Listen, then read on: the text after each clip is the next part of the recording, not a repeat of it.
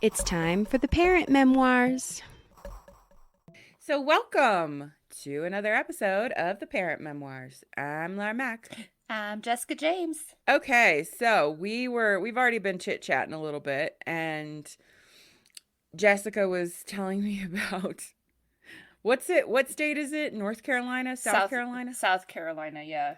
South Carolina just passed a law saying that if you don't want to be executed by lethal injection. I think it said if you were incompatible for lethal injection, which I don't know why you would be incompatible. Maybe if, I don't know, some people can't. I don't know. Well, the problem is that the people this is so complicated. The short version of the story is that states that still do lethal injection are struggling to get the drugs to do the lethal injection. People won't sell them to them. Gotcha. So, especially other countries that don't support the death penalty. They're like, if this is what you're using it for, no, we're not. So they can't get their hands on them. So they've had to get creative, and they're mixing random cocktails of drugs that in a lot of cases cause severe anguish and pain, and that obviously goes against the Constitution of cruel and unusual punishment. You can't do that. And some of these drugs are common drugs, but when they're mixed with this other stuff, it's going to kill you. Yeah. But they're drugs that a lot of people are allergic to. So I have a feeling incompatible means that. It could be. That's very possible. I have a feeling. I don't know if being electrocuted or shot is less or more comfortable. Right? Not really sure. I don't know. Electrocution is harsh. Yeah. Yeah, because sometimes Terrifying. it doesn't work right, and Mm-hmm. I don't know, all kinds of stuff. Yeah, there's quite a bit. But in that discussion, I was about to explain why you're going to start seeing all kinds of weird bills from states, like the Floridas, and I mentioned the Floridas Don't Say Gay bill. And Jessica didn't know what that was, so I'm pulling it up so I can explain it. But back to the original point is you're going to start seeing a lot of very weird laws come up from states and different places, and probably even in the House and Senate, that are going to feel like, didn't we already do this? Wasn't this already settled? Right. Are you serious? But the reason why is because the Supreme Court has changed. The Supreme Court is all conservatives, and they can win. So all these things that Republicans want that probably wouldn't have gotten past the Supreme Court because of its makeup at the time, they might not have even heard the case, but now they will. Actually, I think it's 6-3. Will it be 6-3? Roberts, Alito, Kavanaugh, stupid bitch, Gorsuch, that's 5. And then there's Sotomayor, Kagan. Oh, Thomas. Yep. Did I say Thomas? I don't think I said Thomas. I don't think so. Thomas, Roberts, Alito. Those are the old school. Then you've got the 3 that Trump appointed. Gorsuch, the bitch, and yeah, there's 6. It's 6-3. They're gonna, even if one falls off, even if one conservative falls off. That's why you're seeing all these abortion laws, because before the Supreme Court wouldn't even hear them. They're like, Roe versus Wade is set, but now it's 6-3. For the next 20 years, the court is going to be a heavily conservative court. So these states are passing laws that seem like there's no way, but now you've got a majority conservative court that can uphold it and make it the law of the land. So you're going to see more and more of this bullshit. That's ridiculous. Yeah. Okay. So the Don't Say Gay bill. This is interesting. This article, I'll post a link to it. Florida Senate passes controversial Don't Say Gay bill despite protests. This is by Zoe Christian Jones from CBSNews.com. And it says, the Florida Senate has passed the, quote, Parental Rights in Education bill, known by critics as the Don't Say Gay bill, despite staunch criticism from Democratic lawmakers and LGBTQ plus advocates. The bill passed Florida's Republican-controlled Senate 22-17 Tuesday and will now make its way to the desk of Governor Ron DeSantis. Lovely. Under its final wording, the bill would restrict teachers and school districts from discussing gender identity topics surrounding sexuality in the classroom from kindergarten to third grade, with the goal of reinforcing the, quote, fundamental rights of parents to make decisions regarding upbringing of their children. So we'll pause it right there. They love to focus on this part. DeSantis and the Republicans love to focus on this part. Well, do we really want our children going to school and hearing about LGBTQ plus issues from kindergarten to third grade? Like, that's not appropriate. And that's what they really push. But it's way more than that. Number one, if you've got kids with two mommies or two daddies, Right. are they allowed to talk about them? Teachers can't draw your family. I know TJ had to do that. Yeah. How did they do that? It creates some very muddy territory. This is what you're going to start seeing is very odd laws popping up all over the place that they're just going to they're throwing anything up against the wall to see what sticks and what they can get to stick, because they want to deny the existence of gay people. They want to deny, women access to health care because, got to keep them barefoot and pregnant. Like, whatever. Going back to the Stone Ages. Oh, yeah, that's what we're doing. And it will be for a while. And it's very sad. But anyway. Yes. So we'll move on from that awful topic. Oh, did you have parent-teacher conferences? They were off the last time we did a Zoom. They were off the whole week, and they were about to have parent-teacher conferences, I think. Well, they ended up getting canceled because of weather. Because they ended up having snow days on the days that they would have done parent-teacher conferences. So, and the school sent out notification basically saying that if the teacher felt like the child needed the parent-teacher conferences, then they would get a hold of you to try to reschedule. But because of there being so many kids and blah, blah, blah, blah, blah, the kids who didn't really need parent-teacher conferences that, might not get rescheduled. And their teachers reached out to me and they all said, your kids are doing great. If you want to have a conference, we can. But if you don't have any questions or anything, then we can skip it. And I know my kids are fantastic, so I didn't do them. And there was one incident that Olivia had where I guess there was this one of these stupid TikTok challenges going around, basically a moaning challenge or something.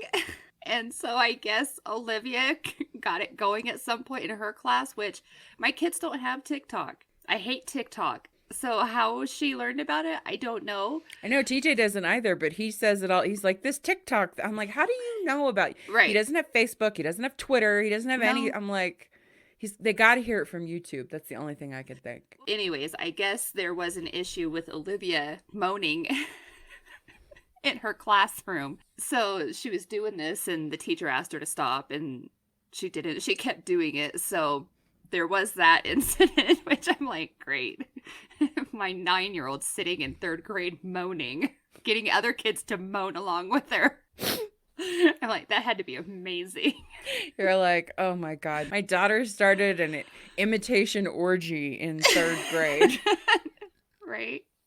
And then we did have an interesting puberty conversation because apparently Olivia is terrified of, going through puberty because she feels like everybody's going to start hating her and calling her fat and stupid because she's getting boobs. And I'm like, oh, honey. Wait.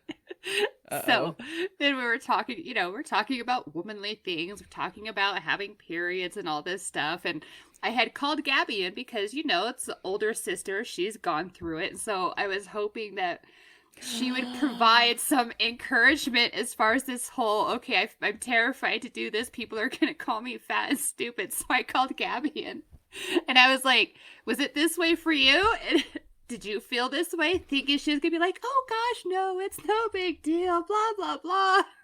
And Gabby just sat there like, well, and I was like, what are you talking about?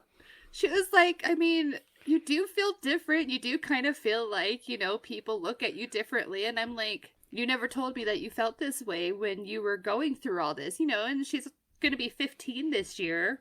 And I'm like, you never talked to me about this. And she's like, well, because, I just didn't really feel like it was a big deal. But, you do kind of feel like people treat you differently. And then so Olivia starts going into all this stuff and she starts questioning the anatomy of her lady bits. Oh, God.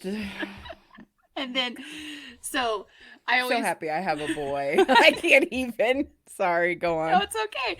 And so we're talking about this, and we're talking about, periods and everything. She's like, I don't want to be gushing blood everywhere. So I'm talking to her about this. And then then I was like, you really want to have your mind blown? Because my kids always thought that babies got taken out of their belly buttons.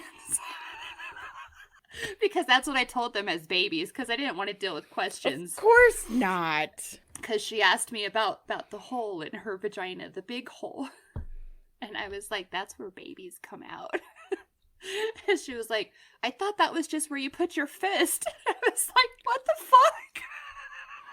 That's where you put your fist? And I asked her, I was like, do you try to put your fist in there? And she's like, well, sometimes, but only if I'm angry. And I was like, Olivia, no. And I was like, okay, we need to have some more in-depth conversations. And Gabby's sitting here this whole time like, I can't. I just, y'all, I have not disappeared from the show. I am just mouth agape, turned to this. I can't even look at Jessica. I'm just like. Yeah, that was pretty much Gabby's, the expression this whole time. And she was like, can I leave now? And I was like, absolutely not. You're staying here for this whole conversation. Now, I don't know if I would want to sit there and listen to Ginger talk about how she's been fisting herself. I wouldn't want to listen either. I'm sorry. I don't genuinely feel like she's laying in bed at night trying to fist herself. No, I know. But I feel like she said that just more for shock and awe.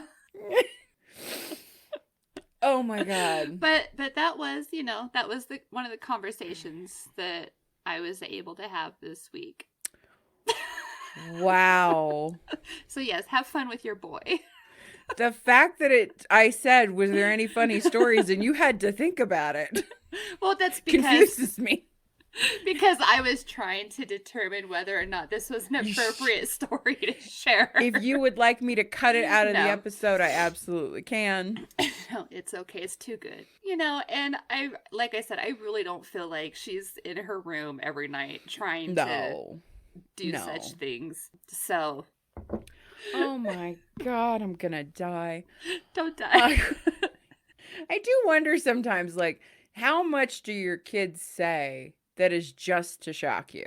From that one, from Olivia, I feel like it's a lot because she's definitely the more dramatic of the four of them. Mm-hmm. So from her, I think she kind of thrives off of, let's see how we can fuck up mom's mind today.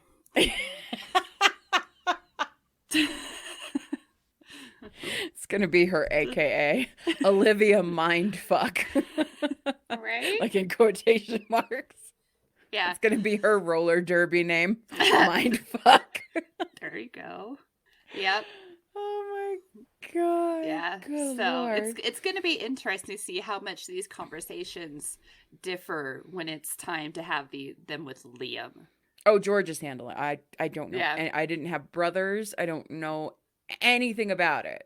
Like, yeah. I've slowly started to understand that over the years of like, and especially talking with my mother-in-law, because she had a boy and a girl. Mm-hmm. I only had a sister and we didn't have any brothers. Right. She understands the difference between the two. And I don't know why it just never really dawned on me, because my dad always said, I'm not raising girls, I'm raising humans. Mm-hmm. Okay, fine. So he exposed us to, basketball and John Wayne and Star Trek and the things that you traditionally think of as boy things. Like, he exposed us to those things. But there are certain things that are just different. Yeah. That I never really thought about. And she's like, look, I had an angel girl and a hyper little boy, and they were just two very different children. And, but I've slowly come to realize like there are certain things that are just going to be out of my wheelhouse, especially during puberty. That's you and Nathan. Like you guys Right. deal with that. Yes. I really don't want to. I have expressed to Mike that I am delegating those conversations with Liam to him, but we'll just have to see what happens when that time rolls around and if Mike's home or, if he's in the world somewhere or, See, my dad gave me the sex talk. Yeah. With an encyclopedia, which was bizarre. But nobody ever gave me the talk about periods or menstruation so I was completely unprepared. Yeah. And I'm the oldest. So I didn't have an older sister to kind of talk through about it. Right. Plus, I had my first period at 10. Golly. Yeah. So it wasn't like all the girls in my class were all talking about it and anticipating it. You know what I mean? Yeah. Like I was in 4th or 5th grade because I did have it super early. So the day that it came, I had no idea. And I know I've told you this story. Like it was the day of the pageant. I was in a pageant that day. That's right. Yeah.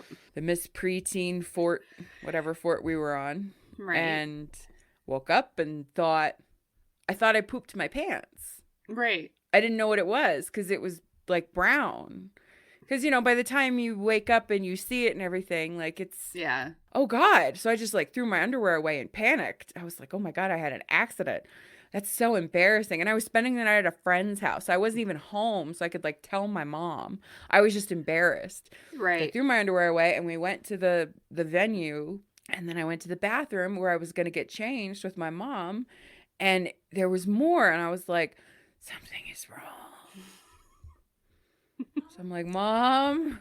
Right. And I remember I opened the stall and she looked down and I remember her just looking down and like she just kept looking at me and then looking down at my underwear and looking at me and looking over and over.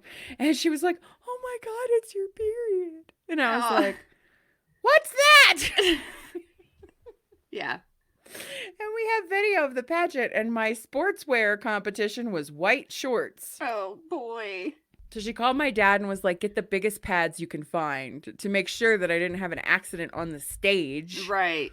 Like, because that would have just been like life traumatizing. Right.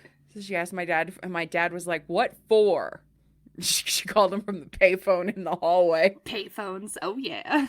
Oh, yeah. And he was like, what for? And she's like, your daughter started her period and she has to wear white shorts on stage. And he was like, I can't talk about this right now. I just hung up. He's like, I'll be there soon. But I was completely unprepared. I had no clue that this was a thing. That's crazy. And I think it's just because I was 10. Like I wasn't, Yeah. like my mom had said, like she was planning on having the conversation with me. Like this could happen anytime soon, but it just happened before she could have the conversation. I hadn't asked and I'm still really little. That's crazy. Anyway, so we had TJ's parent-teacher conference, and it went good. I got to meet his teacher, because, his teacher quit. Right. At the beginning of the year, and he's had this substitute ever since. Well, my understanding was that she couldn't be the permanent replacement for the year because she's technically retired, and she doesn't have all the current certifications. She could be a substitute, but she couldn't be a permanent teacher. Okay. So they were looking and looking and looking and looking. And finally they told us, I think last month, that they were going to have to either replace her with a different sub or they were going to have to make her the teacher. And we knew she was still there. So we were like, they must have made an exception. Like we didn't know. So we got to talk to her. And apparently what they decided to do was the kids all loved their teacher, the one that quit. Yeah. And she knew they were very upset by her quitting. So she just felt like, I can't do this to these kids twice. Yeah. So she went back and got all the certifications that she needed to get so that she could just finish out this year with them. Awesome. And she's older. She's retired. She's done. But she was like, I just could not see breaking these kids' hearts again. And I was like, oh my God, I love you and you need a raise. Thank you so much. Yeah. That's really hard. Amelia's had that happen to her in kindergarten and first grade. Yes. Her first, like, her kindergarten teacher, after a couple months that she absolutely loved, left, and then in first grade it happened again, and I was just like, and each time she was just absolutely devastated. Oh, What? get this. Oh my God. So I am in training at work right now. Mm-hmm. And the trainer is about my age, and she's got an 11-year-old daughter. And we knew that through just like chit-chatting that we lived close together. Yeah. Well, at one point she was like, later today I'm going to have to do my parent-teacher conference over Zoom. And I said, "Oh, okay." She said, "It shouldn't be more than 15 minutes." And I said, "Yeah, well, you're District 20. Mine was about 15 minutes with the teacher. It's fine."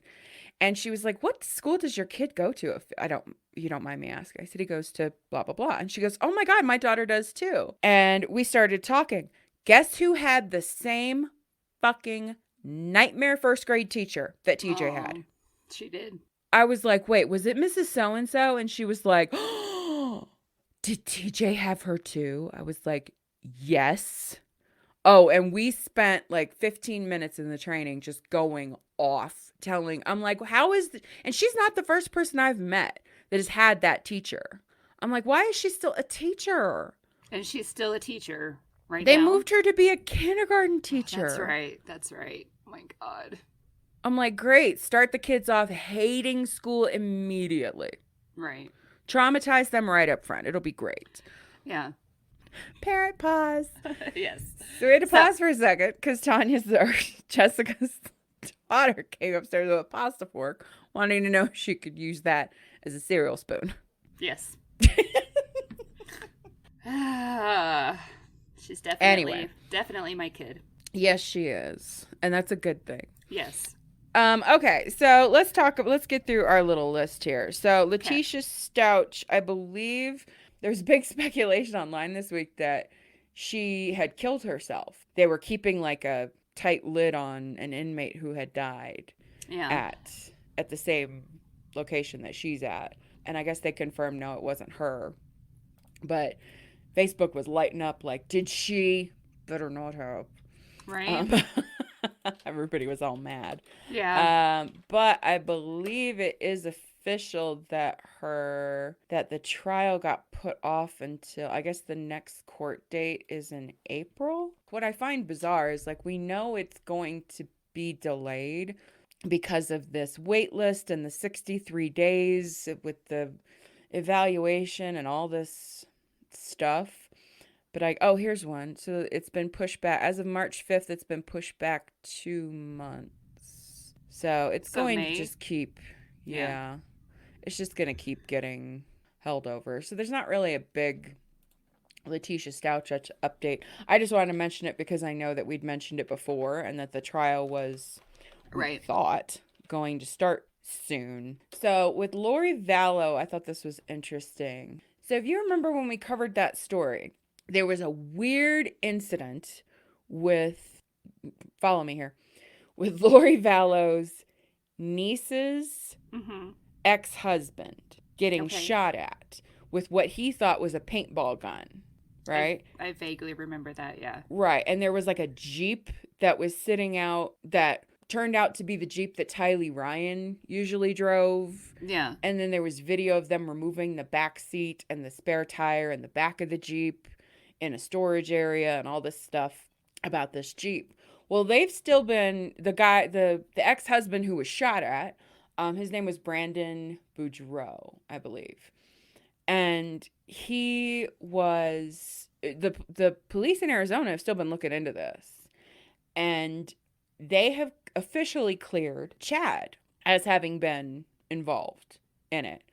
But they specifically declined to comment on if they're going to charge Lori with it. So they've been looking into that the whole time. And I mean, honestly, I can kind of see that. That definitely seemed to be a Lori, like trying to do her niece a solid, I guess. I don't know.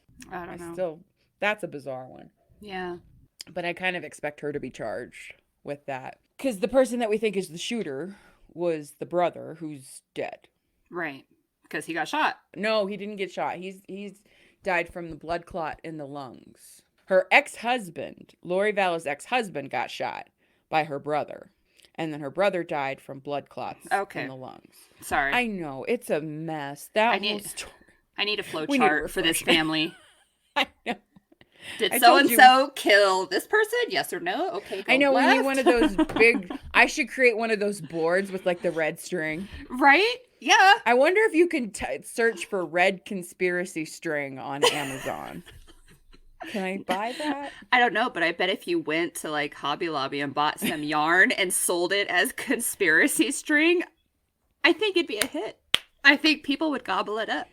You should start selling conspiracy string. Always. You should make little labels. That's cute. Little labels of conspiracy string, like come up with like a design. I think you should do that. That's a new product for you. There you go. I really think that might be a hit. I'm That's just funny. saying. That's hilarious. Just saying. Anyway, okay, let's get to some listener emails because we got a couple that were really cute. Oh, yeah. I love listener emails. Okay, so this is from Kelly, and Kelly says, "Hi, ladies. I love the show. I was listening the other day, and I had about you talk about your mom, like talking about Miss May." Mm-hmm. And she says, and I recalled this incident that I thought I would share. My mother had just finished taking a CPR class at a local college when she and I were in the mall and saw a big crowd gathered around a still body. My mom took off running at high speed I didn't even know she could muster, yelling, "Everybody back! I know CPR!" Nothing like a brand new trained CPR person who's like, "I'm ready!" Just as she threw herself on the ground next to the body and was about to begin, a pair of strong hands pulled her to her feet and said, "Ma'am." It was a police officer beside her and said, "He's not injured. We're trying to arrest him."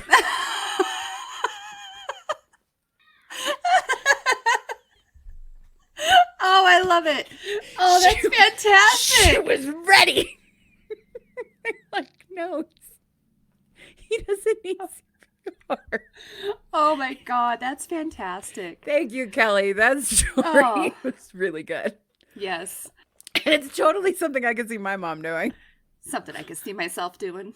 Yeah. You know what? You're right. You just be like, I'm here. I'm a mom. I could do this. It's awesome. God. Meeting the daughter-in-law. This person wished to remain anonymous. Fair enough. She says, "I've heard you talking about your relationships with your moms and your mother-in-laws." She's like, "And I always think those relationships are so interesting. My cousin was in love and wanted to introduce his bride-to-be to my aunt, who is his mother and extremely hypercritical. But in order to get an unbiased opinion, he invited over 3 other female friends as well and didn't tell his mother which one he intended to marry. After the 4 women left, he asked his mother, 'Can you guess which one I want to marry?' And she said, 'The one with the short hair.' And he said, 'Yes. How did you know?' And she said, 'Because that's the one I didn't like.'" Wow. Whoa. So if ever you feel upset about your mother's or your mother-in-law's, be grateful it's not her. Right? You know what? I'll take it. I'll take the mother-in-law I got. I'll be really honest. I've always said I'm incredibly grateful for the in-laws that I received. Yes. This is the last one. This is from Jennifer. And she said, "My kids have had a hard time saying blended consonants. At 2 and 3 years old, a penchant for mispronouncing things as slang for male genitalia." Fun. Yeah. "And my daughter apparently has unintentionally epic comic timing. When she was 2, she was fascinated with clocks, but she couldn't say the CL to save her life. One day we were on an otherwise ordinary grocery run. At the time, our local store had a large clock hanging over the fresh meat section. Since I had just picked up a 3-pound pork loin to put in the cart when she yelled, 'Look, Mommy, it's a big cock!' I was struck momentarily dumb and motionless, as were several others. I could see the perimeter of people who heard her because they were either shocked, mortified, or laughing their butts off. I'd like to think I made a smooth recovery with, "Yes, honey, that is a big clock. Let's see what time it is." You know what? Good for you, girl. You were like, "You know what? I'm going to do my best." Right? That's awesome. To explain without explaining. Good job. But I'm sure it wasn't actually that smooth. Fast forward 4 years, and her 3-year-old brother had a speech delay and some sensory processing issues. He frequently carries around these long, straight connecting pieces from Kid Connects as one of the ways he meets his need for tactile sensory input. He calls them sticks, except for he can't say ST. So you guessed it, the ST is replaced with D. Yes. He walks around chanting it over and over as he holds them, or asking, "Where's Dix?" as if he misplaced them. No loud public declarations yet, but I know it will happen. According to my mom, this is my karma for loudly yelling, "My vagina itched" in the grocery store at age 2.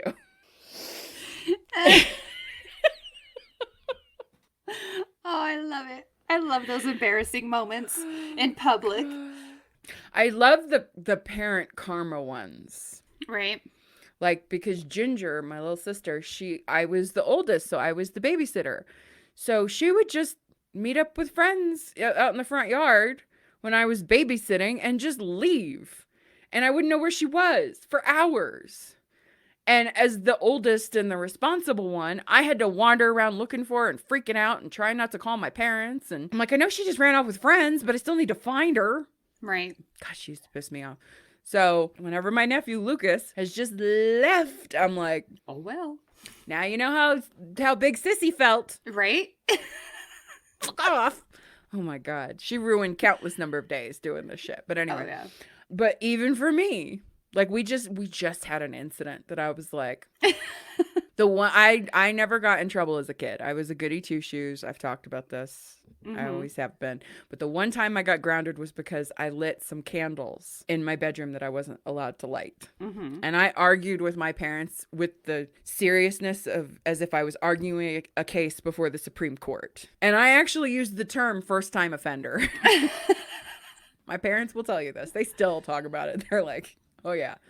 So I did. But I'm a pyro. I love, my fireplace. I love lighting candles. I love all that stuff. Sure.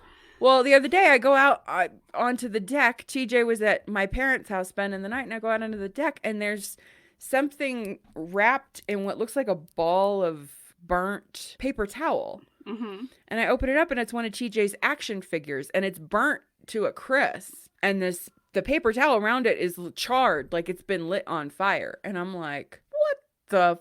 And it's just sitting on the deck, and I'm like, how did it get here? Were you planning on burning down my house? Like, now I talked to TJ and we figured out exactly what happened. And yeah, but that did feel like a moment of parental karma where I was like, okay, I can understand why my parents were a little freaked out. Like, I shouldn't be lighting candles. Like, touche. Right? Got it. Yeah. Anyway. Well, I think that's a good episode. What do you think? I think so. We got some Well, fisting. We got we some fisting. We got some, some fire, some murder. We're good. Fisting, fires, and clocks. Yeah. I guess. Oh my. We got it covered. Fisting, fires, and clocks. Clocks, Oh my. my. That's going to be the name of our episode. I love it. Woo! Woo woo. All right. So keep sending those stories to theparentmemoirs@yahoo.com. Thank you so much for sending those stories in. They really made us laugh. So until next time, I'm Laura Mack. I'm Jessica James. Love your faces. Keep it sane. Hey, Parent Peeps. Make sure to subscribe on iTunes or on your favorite podcasting platform. Stay strong, mommies and daddies. Love your faces.